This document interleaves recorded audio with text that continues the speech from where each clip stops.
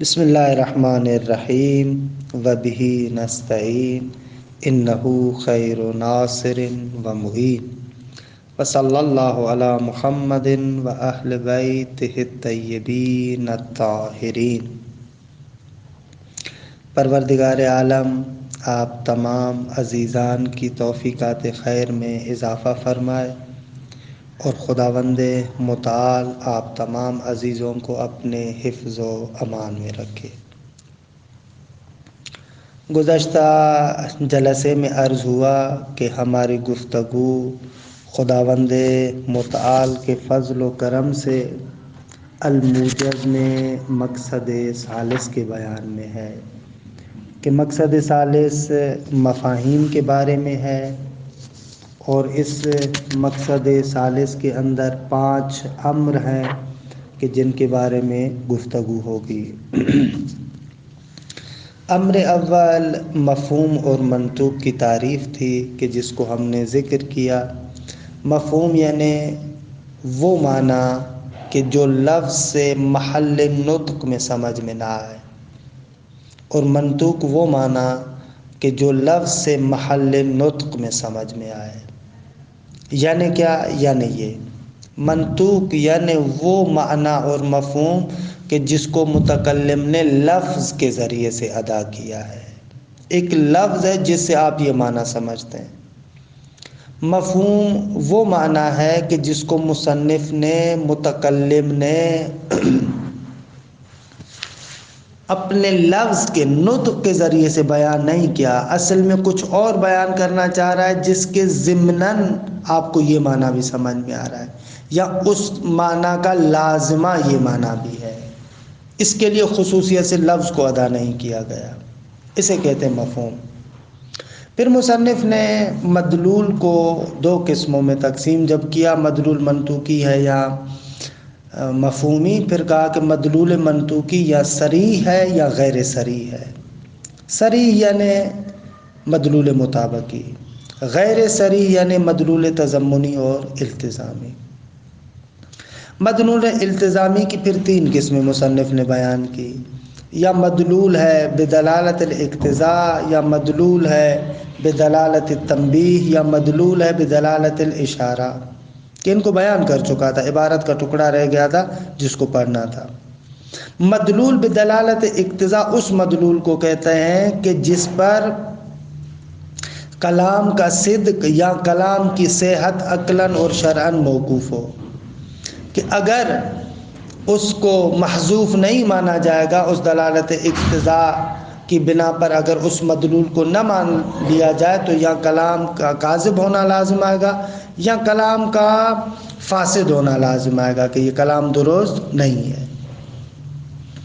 مدلول تنبیہ وہ مدلول ہے کہ جس پر کلام کی صداقت یا صحت تو موقوف نہیں ہے، لیکن وہ اس طریقے سے 2 کلاموں کو آپس میں مقترن کر دیا گیا ہے کہ ان دونوں کلاموں کے اقتران سے ایک تیسری چیز ہمیں سمجھ میں آتی ہے، کہ انشاءاللہ مثال عبارت میں دیکھتے ہیں اور کل ذکر بھی کیا تھا۔ اور دلالت اشارہ وہ ہے کہ جس کو متکلم صریح طریقے سے تو بیان نہیں کرتا لیکن کلام کا لازمہ ہوتا ہے، اس کی عبارت فقط رہتی تھی، مطلب بیان کیا تھا۔ وَأَمَّا الثَّانِي تک پہنچے تھے۔ وَأَمَّا الثَّانِي فَهُوَ مَا لَا يَتَوَقَّفُ عَلَيْهِ صِدْقُ الْكَلَامِ، وہ جو مدلول علیہ بدلالت التنبیہ ہے کہ جس پر دلالت تنبیہ کے ذریعے سے دلالت کی جاتی ہے، کہتے ہیں یہ وہ ہے کہ جس پر کلام کی صداقت تو موقوف نہیں ہے، ولا صحت ہو، اور نہ ہی کلام کی صحت اس پر موقوف ہے، نہ یہ دونوں موقوف نہیں ہے اس پر، نہ عقلاً نہ شرعاً نہ عرفاً، ولیکن کان مقترناً بشیء، لیکن وہ کلام کہ جس کے اندر حکم ہے، چاہے اثباتی ہو یا سلبی حکم ہو، وہ کلام ملا ہوا ہے بشیء یعنی ایک اور کلام کے ساتھ، ٹھیک ہے۔ لو لم یکن ذالک الشیء علۃ لہ، اگر وہ اور کلام، ٹھیک ہے، اس کلام ثابت کے لیے کہ جس کے اندر ہم نے حکم کو بیان کیا تھا، اگر اس کے لیے یہ علت نہ ہو تو کیا ہو جائے گا؟ لا بعد الاقتران وفقد الربط بین الجملتین، تو یہ اقتران بہت ہی بعید ہوتا اور دو جملوں کے مابین جو ارتباط ہے وہ ختم ہو جاتا اگر اس تیسرے کلام کو جو وہاں سے سمجھ میں آتا ہے اس کو اگر نہ مانے تو پھر ان دونوں کلاموں کا اقتران آپس میں نہیں رہے گا، ان دونوں کلاموں کا ارتباط آپس میں نہیں رہے گا۔ فَيُفْهَمُ مِنْهُ التَّعْلِيلُ، پھر اسی سے ہم کو کیا سمجھ میں آتی ہے، یعنی اس اقتران سے، منہ یعنی من الاقتران، اس اقتران سے تعلیل علت بھی سمجھ میں آتی ہے کہ یہ حکم کیوں ہے یا اس کی نفی کیوں ہے، علت بھی ہمیں سمجھ میں آتی ہے۔ فالمدلول یعنی فالمدلول بدلالت تنبیہ، دلالت تنبیہ سے جو مدلول اور مفہوم سمجھ میں آتا ہے وہ کیا ہے؟ ہو علیت ذالک الشیء، وہ یہ چیز ہے، وہ کون سی چیز ہے کہ یہ شے علت ہے۔ کون سی شے علت ہے؟ جس کو کلام میں صراحت کے ساتھ ذکر نہیں کیا گیا لیکن سمجھ میں آ رہی ہے، وہ علت ہے لحکم شارع کے حکم کے لیے۔ مثال کو سمجھتے ہیں، پھر اس عبارت کا دوبارہ ترجمہ کروں گا تاکہ آپ کے لیے روشن ہو جائے۔ عبارت تھوڑی سخت ہے یہاں پر۔ کقولہ بطل البیع، جیسے شارع آ کر کہتا ہے کہ بیع باطل ہے۔ لمن قال لہ، جو شارع کو کہتا ہے بعت السمک فی النہر، ٹھیک ہے کہ میں نے اس مچھلی کو جو دریا کے اندر ہے اس کو بیچ دیا، شارع کہتا ہے بطل البیع۔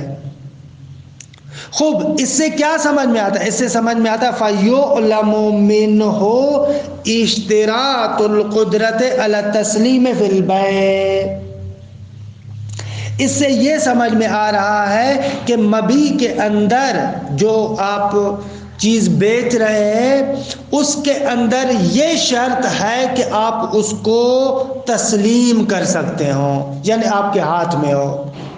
وہ مچھلی جو دریا میں ہے وہ تو آپ کے ہاتھ میں نہیں ہے، آپ کو قدرت پر تسلیم نہیں ہے۔ ان دونوں کلاموں کو اگر آپس میں اقتران کرتے ملاتے ہیں تو یہ جملہ سمجھ میں آتا ہے، یہ چیز سمجھ میں آتی ہے، یہ مدلول سمجھ میں آتا ہے کہ مبیع میں قدرت پر تسلیم شرط ہے۔ کیوں؟ اگر یہ درست نہ ہوتا، عرفی طریقے سے یہ مطلب سمجھ میں نہ آتا ہوتا تو بطل البیع اور بعت السمک فی النہر میں کیا ارتباط ہے آپس میں؟ ان دونوں کو جو شارع نے ملایا ہے، ان کے درمیان جو اقتران پیدا کیا ہے، اس اقتران کی علت کیا ہے، دلیل کیا ہے، کیا ربط ہے ان کا آپس میں؟ خود یہ ربط اس دلالت تنبیہ کے ذریعے سے سمجھ میں آتا ہے کہ قدرت بر تسلیم مبیع میں شرط ہے۔ سمجھ میں آیا؟ اس مثال کے بعد اب اوپر والی عبارت کو اگر آپ دیکھیں تو بالکل روشن ہو جائے گی کہ ما لا یتوقف علیہ صدق الکلام ولا صحتہ عقلا و شرعا، ٹھیک ہے، ولیکن لیکن وہ کلام کان مقترنا بشیء، ایک ایسی شے کے ساتھ مقترن ہے کہ لو لم یکن ذالک الشیء علتا لہ، اگر وہ شے علت نہ ہوتی اس کے لیے کہ مقترناً بشیء سے وہ مدلول بدلالت تنبیہ جو آپ سمجھ رہے ہیں، جو مخفی ہے اس کی بات ہے، یعنی کلام آخر اس کی بات کر رہے ہیں۔ لو لم یکن ذالک الشیء علتا، وہ جو کلام مخفی ہے اگر وہ علت نہ ہوتا لبعد الاقتران، ہو تو یہ اقتران دو کلاموں کا آپس میں بالکل بعید ہوتا، وفقد الربط بین الجملتین، اور ان دونوں جملوں کے درمیان جو ربط ہے وہ فاقد ہو جاتا۔ فَيُفْهَمُ مِنْهُ التَّعْلِيلُ، اسی اقتران سے ان دونوں جملوں کو آپس میں جوڑنے سے اس کلام آخر کو یا اس تعلیل کو بھی آپ سمجھتے ہیں۔ پس فالمدلول یعنی فالمدلول بدلالت التنبیہ هو علیت ذالک الشیء، وہ جو کلام آخر تھا، وہ جو مخفی کلام ہے، اس شے کی علیت ہے لحکم شارع کے حکم کے لیے، کہ انشاءاللہ روشن ہوگا کہ عبارت کا یہ ٹکڑا تھوڑا سا مشکل تھا۔ وَأَمَّا الثَّالِثُ مدلول بدلالت اشارہ، وہ کیا ہے؟ فَهُوَ لَازِمُ الْكَلَامِ، یہ کلام کا لازمہ ہے۔ وَإِن لَمْ يَكُنِ الْمُتَكَلِّمُ قَاصِدًا لَهُ، اگرچہ متکلم نے اس کا قصد نہ کیا ہو لیکن اس کے کلام کا لازمہ ہے. مثل دلالت قولہ سبحانہ، جس طریقے سے پروردگار عالم کے اس قول کی دلالت کہ وَحَمْلُهُ وَفِصَالُهُ 30 شَهْرًا، ماں جو اس بچے کو حمل کرتی ہے اور اس کو دودھ دیتی ہے 3 مہینے 30 مہینے ہے. اذن ضم الی قولہ تعالی، جب یہ خداوند متعال کا قول پروردگار عالم کے اس قول کے ساتھ ضمیمہ کیا جائے. والوالدات یرضعن اولادہن حولین کاملین، مائیں اپنے بچوں کو مکمل 2 سال دودھ دیں. درست ہے. اذن ضم الی قولہ تعالی علی کون اقل الحمل 6 اشہر، مثل دلالت قولہ اذن ضم الی قولہ تعالی، یہ علی کون اس دلالت کے متعلق ہے. جیسے خداوند متعال کے اس قول کی دلالت اس نقطے پر کہ اقل حمل 6 مہینہ ہے. فإن المقصود في الآية الأولى بيان ما تتحمله الأم من الآلام والمشاق. پہلی آیت میں یہ بیان کیا جا رہا ہے کہ ماں جو مشقتیں اور مصیبتیں تحمل کرتی ہیں ان کا بیان ہے کہ 30 مہینے تک ماں بچے کے لیے مصیبتیں اور مشکلات تحمل کرتی ہے. وفی الثانیہ یعنی وفی الآیت الثانیہ، آیت ثانیہ کا مقصد کیا ہے؟ بیان و اکثر مدت الرضاع، کہ شیر خارگی دودھ پلانے کی اکثر مدت 2 سال ہے. ان دونوں آیتوں کا جدا کرنا یہ مطلب ہے، لیکن غیر ان لازم ہذین المدلولین، لیکن ان دونوں مدلولوں کا ایک اور لازمہ ہے. مدلول ثالث، ایک تیسرا مدلول ہے، وہو ان اقل الحمل 6 اشہر، کہ اقل حمل 6 مہینے ہے. دونوں کو ملائیں تو یہ سمجھنا تھا 24 مہینے دودھ کے لیے چلے جاتے، 6 مہینے اقل حمل کے لیے رہتے ہیں. کہ الحمدللہ یہ بحث تمام ہو گئی. اچھا، ایک امر ثالث میں اس نقطے کو بیان کر رہے ہیں کہ مفاہیم کے اندر جو ہمارا نزاع اور جھگڑا ہے وہ صغروی ہے. دیکھیں مفہوم کے بارے میں انشاءاللہ جیسے ابھی بیان کریں گے کہ یا مفہوم موافق ہے یا مخالف ہے، تو مفہوم محل نطق سے تو سمجھ میں نہیں آ رہا ہے نا. درست ہے. جب محل نطق سے نہیں سمجھ میں آ رہا تو آیا ہمارے سامنے 2 بحثیں ہیں کہ یعنی ایک مرتبہ بحث کی جائے گی کہ اس جملے کا مفہوم ہے یا نہیں، پھر دوسرے مرحلے میں ہم بحث کریں کہ اگر مفہوم ہے یا نہیں، اگر ہے تو وہ حجت ہے یا نہیں.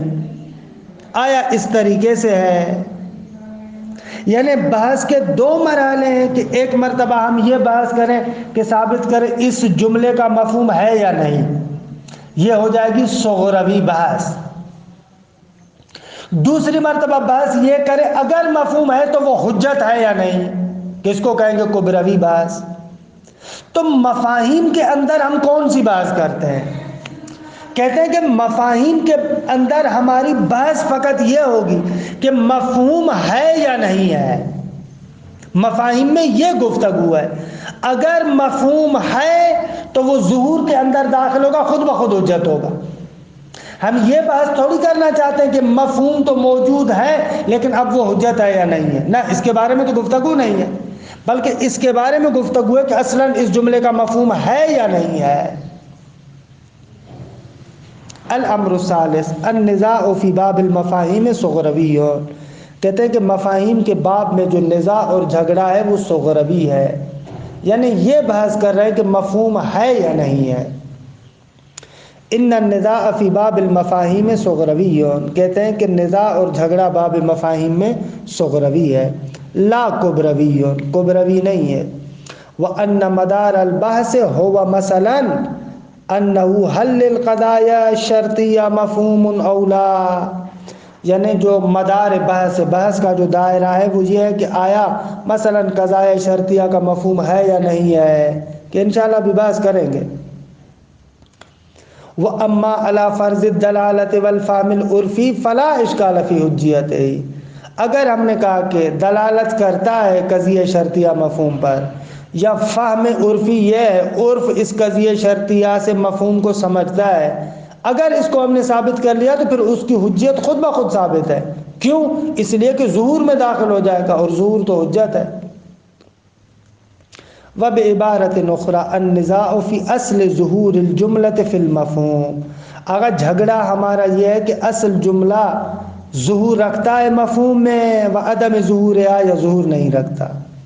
فمعنى النزاع فی مفہوم الجملۃ الشرطیہ، کہتے ہیں کہ جملہ شرطیہ کے مفہوم میں جو نزاع ہے اس کا مطلب یہ ہے، اذا سلم اکرم ہو، جب وہ سلام کرے تو تم اس کی عزت کرو، ہو ان الجملہ شرطیہ مع قطع النظر عن القرائن الخاصہ، جملہ شرطیہ کو اگر خاص قرائن سے قطع نظر کیا جائے تو هل تدل على انتفاء الحکم عند انتفاء الشرط، آیا یہ دلالت کرتا ہے کہ اگر شرط منتفی ہے تو حکم بھی منتفی ہے، اگر وہ سلام نہ کرے تو پھر تمہیں اکرام اور عزت کرنے کی ضرورت نہیں ہے، آیا اس پر دلالت کرتا ہے یا نہیں کرتا؟ وَهَلْ هِيَ ظَاهِرَةٌ فِي ذَلِكَ أَوْ لَا، آیا جملہ شرطیہ اس انتفاع شرط کی وجہ سے حکم منتفی ہو جاتا ہے، اس مطلب میں ظہور رکھتا ہے یا ظہور نہیں رکھتا؟ اس چیز کے بارے میں گفتگو ہے۔ وَأَمَّا بَعْدَ ثُبُوتِ دَلَالَتِهَا عَلَى الْمَفْهُومِ، لیکن بعد اس کے کہ اس جملہ شرطیہ کی دلالت مفہوم پر ثابت ہو گئی، او ظہور عافی ہے، اور جملہ شرطیہ کا ظہور اس مفہوم میں ثابت ہو گیا، فلا نزاع فی حجیت ہی، پھر اس کی حجیت میں کوئی نزاع اور جھگڑا نہیں ہے۔ ومن خلال هذا البیان، کہتے ہیں کہ ہمارے اس بیان کے لابلا سے سمجھ میں آیا کیا، یظہر وجود التسامح فی قولہم مفہوم الشرط حجت او لا، یہ جو جملہ کہتے ہیں مفہوم شرط حجت ہے یا حجت نہیں ہے، اس جملے میں تسامح ہے، مجاز گوئی ہے، وگرنہ بحث یہ نہیں ہے کہ مفہوم شرط حجت ہے یا نہیں ہے، اصلا مفہوم شرط ہے یا نہیں ہے، اگر ہے تو خود بخود حجت میں آ جائے گا، اگر نہیں ہے تو پھر حجت نہیں ہے۔ فإن ظاہرہ، کیونکہ اس جملے کا مقصد یہ ہے کہ ان وجود المفہوم مفروغ عنہ، کہتا ہے مفہوم شرط حجت ہے یا نہیں ہے، یعنی مفہوم شرط تو ہے لیکن اب اس کی حجیت کے بارے میں بحث کر رہے ہیں، حالانکہ یہ نہیں کہنا چاہتے۔ وَإِنَّمَا الْكَلَامُ فِي حُجِّيَتِهِ، گویا کہ اس کا مفہوم مفروغ عنہ ہے، مسلم ہے، اس کی حجیت کے بارے میں گفتگو کر رہے ہیں، کہہ رہے ہیں نہ ایسے نہیں ہے۔ مَا أَنَّ حَقِيقَةَ النِّزَاعِ فِي وُجُودِ أَصْلِ الْمَفْهُومِ، جبکہ حقیقت نزاع، حقیقی جھگڑا خود اصل مفہوم کے بارے میں ہے کہ آیا اصلا مفہوم ہے یا نہیں ہے۔ اچھا، یہ ہو گیا امر ثالث کے، یہ بھی روشن ہے۔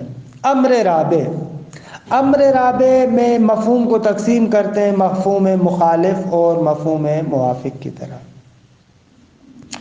وہ حکم کے جو آپ کو مفہوم کے ذریعے سے سمجھ میں آتا ہے، اگر وہ سنخ حکم کے لحاظ سے موافق ہو اسی حکم کے ساتھ کہ جو منطوق میں بیان ہوا ہے، تو اس کو مدلول یا مفہوم موافق کہتے ہیں۔ مفہوم موافق یعنی کیا؟ یعنی جو مفہوم کے اندر حکم بیان ہو رہا ہے اس کا وہی سنخ ہے، اسی طریقے کا حکم ہے کہ جو آپ نے منطوق میں بیان کیا ہے، یعنی منطوق اور مفہوم دونوں حکم کے لحاظ سے سنخن ایک جیسے ہوں، سنخن ایک جیسے ہوں، یعنی کیا؟ یعنی اگر وہاں پر اس بات ہے تو یہاں پر بھی اس بات، وہاں پر نفی ہے تو یہاں پر بھی نفی۔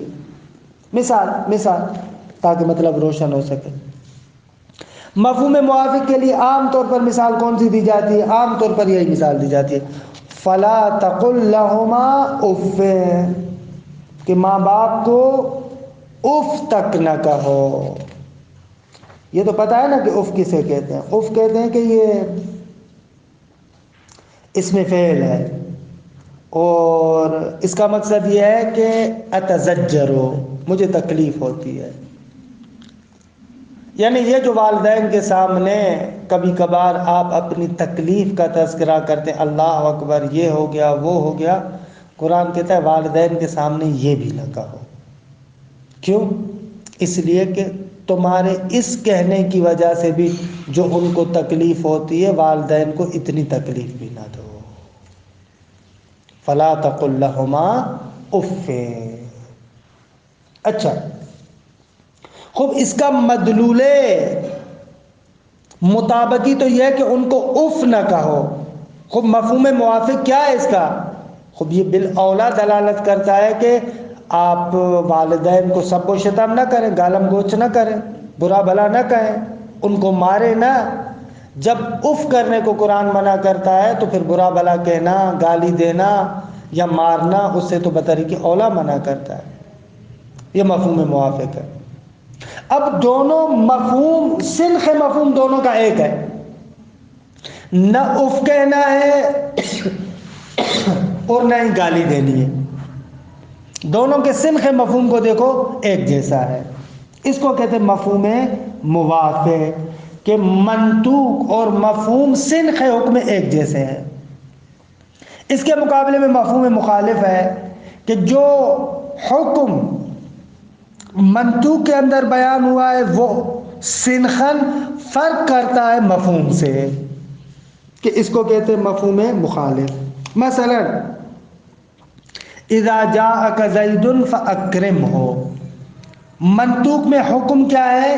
وجوب اکرام، لیکن اگر وہ نہ آئے تو اکرام واجب نہیں ہے۔ مفہوم کے اندر کون سا حکم ہے؟ عدم وجوب اکرام، واجب نہیں ہے۔ اسے کہتے ہیں مفہوم مخالف۔ الامر الرابع ان الحکم المدلول علیہ عن طریق المفہوم، وہ حکم کے جس پر دلالت کی جاتی ہے مفہوم کے ذریعے سے، یعنی منطوق کے مقابلے میں، اذا کان موافقا فی السنخ للحکم الموجود فی المنطوق، اگر وہ موافق کو سنخ میں اس حکم کے ساتھ کہ جو حکم منطوق کے اندر موجود ہے، فَهُوَ مفہوم موافق، اس کو مفہوم موافق کہتے ہیں۔ کما فی قولہ سبحانہ، جیسے پروردگار عالم کے اس قول میں، فلا تقل لہما اف، والدین کو اف نہ کہو۔ فحرمت التعفیف، یہ جو اف کہنے کی بھی نفی ہے، یعنی اتزجر، مجھے تکلیف ہو رہی، یہ بھی نہ کہو۔ تدل بالاولویت علی حرمت الشتم، یہ اولویت کے اعتبار سے دلالت کرتا ہے کہ گالی نہیں دینی، یعنی بطریق اولا گالی نہیں دینی۔ وَرُبَمَا يُسَمَّى لَحْنَ الْخِطَابِ، کبھی کبھار اس مفہوم موافق کو مفہوم اولویت بھی کہتے ہیں، لحن خطاب بھی کہتے ہیں، یہ سارے اسی کے نام ہیں۔ وَأَمَّا لَوْ كَانَ الْحُكْمُ فِي الْمَفْهُومِ مُخَالِفًا فِي السِّنْخِ لِلْحُكْمِ الْمَوْجُودِ فِي الْمَنْطُوقِ، لیکن اگر وہ حکم جو مفہوم کے اندر ہے وہ مخالف و سنخ میں اس حکم کے کہ جو منطوق کے اندر موجود ہے، فَهُوَ مفہوم مخالف، اس کو مفہوم مخالف کہتے ہیں۔ خب الامر الخامس، آتے ہیں خود ان موارد کی طرف کہ یہ جو موارد، مفہوم شرط، مفہوم وصف، مفہوم غایت، مفہوم حصر، مفہوم عدد، مفہوم لقب، کہ یہ مفہوم مخالف کے اقسام ہیں، ان اقسام کے بارے میں گفتگو کریں گے۔ لیکن ان اقسام کے بارے میں گفتگو کرنے سے پہلے دو تین مطالب بھی ذکر کرنا چاہتے ہیں کہ انشاءاللہ ان کو ہم اگلے درس میں ذکر کریں گے۔ صلی اللہ علی محمد و اہل بیتہ الطیبین الطاہرین۔